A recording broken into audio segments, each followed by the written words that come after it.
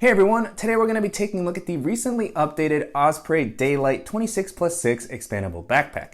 And I don't know if the perfect carry-on backpack exists, but this one feels like it comes really close.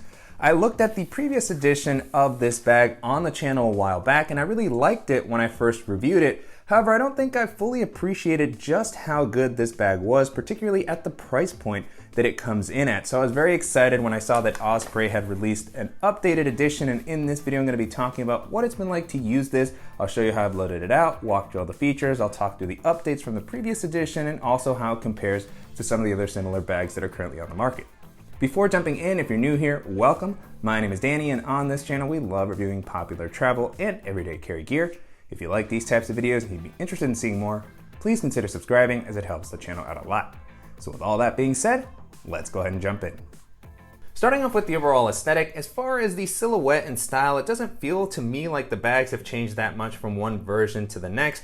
There are some aesthetic differences due to the functionality changes that I'll call out as we're going along. But in general, the overall vibe still feels similar. It definitely looks like an Osprey bag, so it's a little bit more of a functional appearance. It's not maybe the most sleek or modern look, but still subdued enough to be versatile. I think it's gonna work well for traveling and just blending in pretty nicely. It's gonna be, very usable in an urban setting. You can take this into the outdoors or even take this into an office if you need to.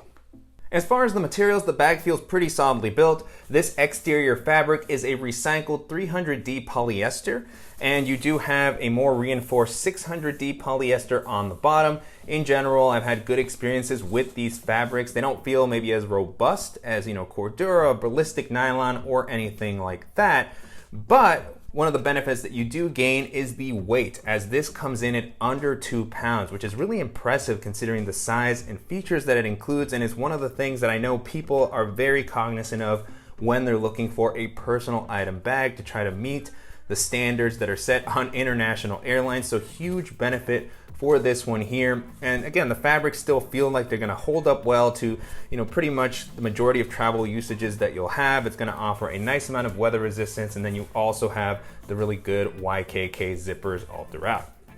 Continuing along the outside of the bag, I was happy to see that you still have 2 external water bottle pockets that have a nice amount of elasticity. They should be able to handle a variety of water bottle sizes comfortably. Currently what I have here is a 26-ounce Yeti Rambler, and that was able to slide in there pretty easily even when the bag packed, so 20 ounce will fit. Anything larger than this might start to be a little bit too much for this pocket. It's also fairly shallow, so anything that's taller you want to keep an eye on that it doesn't slide out, but it still feels like this elasticity provides enough hold, and then I like that it kind of pulls the pockets close to the sides when they're not in use. And then you also have some handles along the bottom.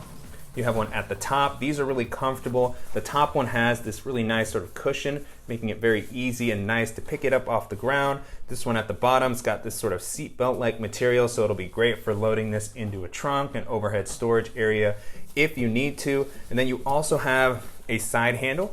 So if you want to carry this like a briefcase, you also have the option to do so. This one also has kind of that seatbelt-like material. So pretty nice materials considering the weight and price point of the bag. Really nice there. And then on the front, you start to see some of the aesthetic differences with the previous edition. I'll talk more about the pocket changes later in the video, but another thing that is new here is you have these attachment points along the front. So you have these loops at the bottom, at the top. And these are always great to have to pair with, either third-party compression straps. You can attach them and then use them to hold a yoga mat, a jacket, a tripod. You can also use this to clip on additional accessories with the carabiner. I'll usually have my hand sanitizer clipped on there so that I can grab it easily. That was not present on the previous edition, so nice to see some added functionality there. And then beyond that, you have the Daylight name at the bottom, as well as the Osprey logo on the front. I know not everybody's crazy about this logo in particular.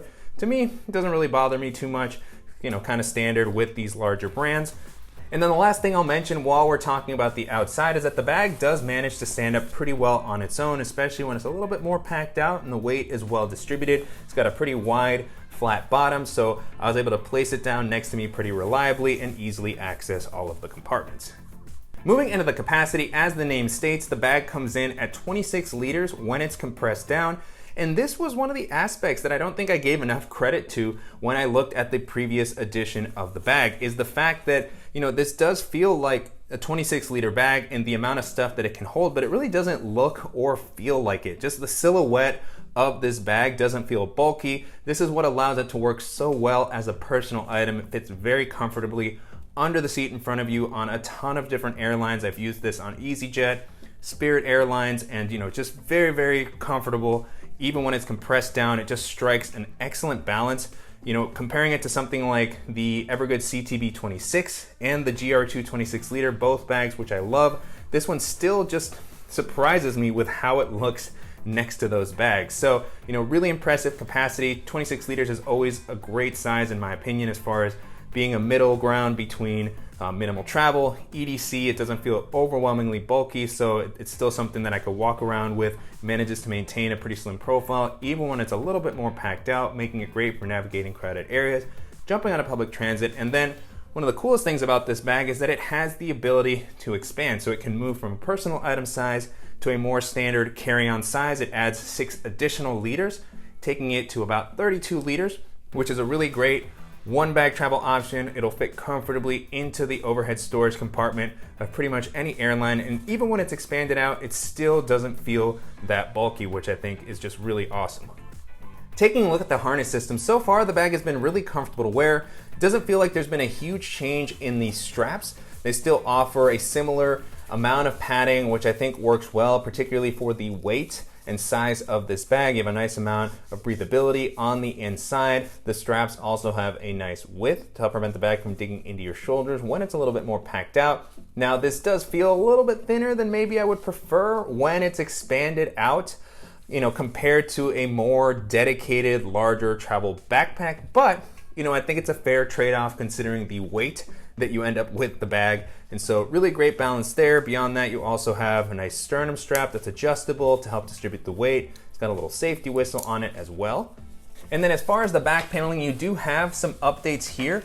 It's still an AirScape back panel, so it has a good amount of padding, lots of breathability like we saw on the straps. So you have this air mesh here, good amount of elevation, you have some ridges. So in general, it's felt great as I've been wearing it, even when it's loaded out. One thing to call out here that's different is the luggage pass-through. So first off, I absolutely love that these bags include a luggage pass-through. It just continues to check off the boxes for the things that I like. The orientation is excellent, so you can place this upright on your luggage so you can easily reach the laptop and other compartments. But the style here is different. With the previous edition, the luggage pass-through kind of went all the way through, whereas on the new edition, you have this shorter luggage pass-through here. I think both work well. I actually kind of prefer the old edition a little bit more, because I have noticed that when the bag is more packed out, I can start to feel the edge of this section here dig into my back a little bit. So not a huge deal, but I did prefer the implementation on the previous edition. Regardless, really happy to see that that's been included. Jumping into the organizational options, there's been a couple of updates here. In general, the bag doesn't go overboard as far as pocketing. It has a functional but minimal layout, which I think works well. On the front, with the previous edition, you have this large slip pocket, which I actually really liked. I think this is always a useful type of pocket to have. I would place maybe some flip-flops in here, a jacket, just things that I'd be grabbing a little bit more regularly. It also kind of worked well as a place to separate out some of my wet clothing if I was going to the beach or something like that. So, I was kind of torn on the change here. With the new edition, you have just a more standard zippered pocket, which still is very useful. You have a good amount of space and height. So it is able to hold my chargers. That's what I'm using it for, is just those quick grab items that I'm using more regularly on the road. So I have my phone, tablet, and laptop charger all in there. But it'll be another great spot for EDC or the items that you're removing from your pockets while going through TSA. No internal organization here. And I like that because it actually has the zipper, it offers a little bit more just security than the slip pocket. So I think either one can work well. And then above that, you still have the same sort of admin style zippered pocket. And I think that this is always very useful to have. Plenty of volume for something a little bit bulkier like my sunglasses. I can just throw them with my case on the inside there. You have a little lanyard with a clip where I currently have a flashlight, good spot for your keys. And then beyond that, you have a couple of slip pockets on the back. They have this nice elastic material And so you have two larger ones on the side. In one of them, I have my AirPods Pro, and then in the other one, I have my Apple Magic Mouse, and in the middle, you have a couple of thinner slots that are gonna be good for something like a pen or a stylus. Taking a look at the laptop compartment, this isn't a dedicated area, so it does share space with the main compartment, but I like that it has a zipper that allows you to access the laptop sleeve without having to open up this full clamshell area. So, still pretty easy to get it in and out. I always prefer to have a dedicated compartment, but as a few people have mentioned, with this style of bag, if you're not traveling with a laptop or if you're trying to save on weight, it can be a little bit wasteful maybe to have that dedicated compartment. So although it's not my preference, I can kind of see the case for it. It works well, and you still have a wide enough opening that it's pretty easy to get your device in and out. I'll take a closer look at the sleeve when we open up the main area, but in general, I think that this works well. And then it's a single zipper here. It does have the little loop that would allow you to lock it, but there's no secondary zipper. So that is a little bit interesting. I suppose you could pair it with this loop, that kind of works to add a little bit of theft deterrent. You can kind of thread it through and then maybe attach the lock there. And then moving into the main compartment, this one is lockable as well. So you have the ability to kind of just give yourself a little bit more protection while you're on the go. And then you have the suitcase style opening, so it goes all the way around. If I'm using this as a daily bag, I'll kind of keep the zippers up top, access whatever I need to from here. But then for packing, you can open it all the way up. And I want to re-emphasize that at the moment, this bag is compressed down. So it's the 26-liter size. I haven't even expanded it yet. And it is able to hold a pretty impressive amount. So I just currently have my travel setup. I have the smaller Peak Design compressible packing cube. Then I have the larger compressible packing cube. Both of those fit in there very comfortably without the bag being expanded out. Now with the compartment empty, you can get a better look at the inside. Pretty simple layout. You have compression strap here to help just kind of tighten everything down, prevent it from shifting. And so, I don't really need to have this, but I suppose it could be useful.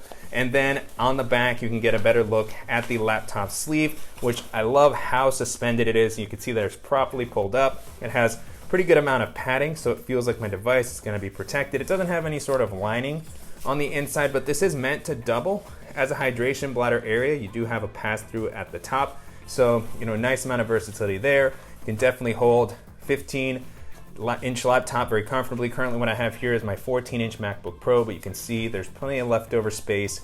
And so pulling my laptop out, it's nice that I could pull it out from this area or from the top. Sometimes these compartments can be a little bit tricky with you having to reach around to this top area to get to it. So I think that works very nicely. And then, as I said, the sleeve itself, good amount of padding, pretty similar to the previous edition, nicely suspended. So with the amount of space that's offered here and the suspension, it feels like my laptop is going to be well protected while I'm on the go and still pretty easy to access. And then on the other side, you have an additional mesh zippered pocket. The layout here has changed a little bit from the previous edition of the bag. There you had a secondary kind of compartment, maybe not exactly like the packed travel backpack, but something kind of like that, or some of Tortuga's bags where you have this, larger secondary area. I kind of like this because I'll typically separate out some shirts or a jacket. I like to have just a little bit more separation between the two sections, but I can see how this sort of simplifies things in the new edition. And so you just have a smaller zippered pocket here where I was able to fit my Toms. So they offer a good amount of space in this pocket, and it'll still work as an area to store toiletries, underwear, socks, anything you want to keep a little bit more separate. And so, interesting update there. I think it works. And then as far as the expansion, which I haven't shown yet, it still has those 6 liters of space, the zipper that goes all the way around here. So very easy to expand it out. And then with that expansion, I was able to add my normal packing cube setup. So I have the medium Peak Design compressible cube. I have the smaller compressible cube, and then I can put my shoes back into this flap here. So let me just kind of get everything set up again. So that's how I had it before expanding. And then I can take this additional larger packing cube that I had in the other bag. Put it on top. You can see how much the expansion starts to come up here. And so that will fit in there now. I can also add in my dop kit. And so with those items stacked up, I'll still be able to close this up pretty comfortably. Get it all the way around. And it still doesn't feel like the bag is overly packed out. So I can still open up this top section, slide my laptop in there comfortably. I can still take advantage of the quick access pockets. So, just a really well thought out design and excellent use of space. As I've revisited this bag, I've really just gotten a whole new appreciation for what Osprey has been able to do here. And then one of the things that I love about these expandable and compressible bags is, I can travel like this, do my one bag setup when I arrive at my destination, take everything out, compress it down, and then the layout will just work well with any pouches or my over-ear headphones or anything that I'm carrying with me just for a day out on the town, or if I'm working remotely, it'll fit in there comfortably. So, the bag really does feel like it can handle any sort of scenario. It's been great to revisit it. I think some of the updates that Osprey has made really work quite well. And, if you're looking for an all-purpose bag that can be an excellent personal item, excellent carry-on bag, daily bag that's gonna save on weight and on cost, then this is gonna be one of the best options that you can take a look at. And so to wrap up, it's been a great experience testing out the updated Daylight 26+6 over the past couple of weeks. You can currently purchase this on the company site or on Amazon for around $100, which to me feels like an excellent value considering the features and the build quality that this has to offer, especially given how rare it is nowadays to find some of these bags at under $200, even $150. So a $100 price point on something like this is absolutely fantastic in my opinion, and it's also going to compare really well against some of the other similar bags in this price range.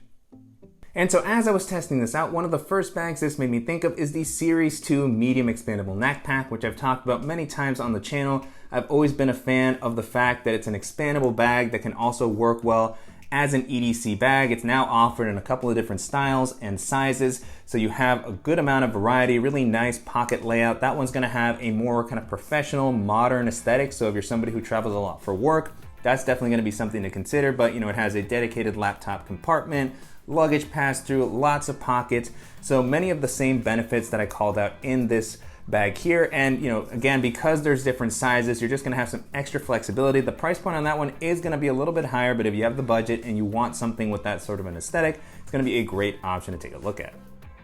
The next bag this made me think of is the Timbuk2 Never Check Expandable Backpack, which has been one of my favorite expandable bags for a number of years now.